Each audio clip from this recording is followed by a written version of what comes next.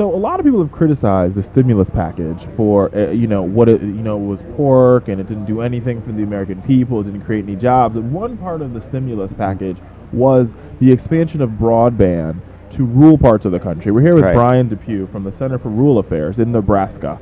And you want to sort of experience the stimulus package firsthand. The stimulus package included money for rural broadband, and it was really just a start to what we need. If you compare what was in the stimulus package to rural broadband, compared to what we spent on rural telecommunications infrastructure in this country, and adjust for inflation, the stimulus package is just a very start of what we need to invest. Just a drop in the bucket. Of what we need to invest to get rural broadband access expanded.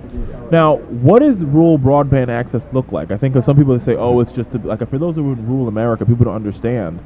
You guys had no access to internet prior to, or besides dial-up. Right. And some people in rural communities are still on dial-up internet, believe it or not. Wow. But I can give you a personal story. Please do. I moved to a house in the country in northeast Nebraska about 3 years ago, and I only had two options for internet, and one was satellite service, which is not very good. But the other required me to put up a 30-foot telephone pole in my grove, in a clearing in the trees in my grove. And so I had to auger a 5-foot hole in the ground and hoist up a 30-foot telephone pole to achieve line of sight to a tower that's 5 miles away from me. And that allows me to get broadband service at my house. And it's still not even that good a broadband service. How cost effective is that? There was obviously costs associated with putting up the pole, and it's 300 feet away from my house, and I had to bury a line back to my house. So there's infrastructure costs there.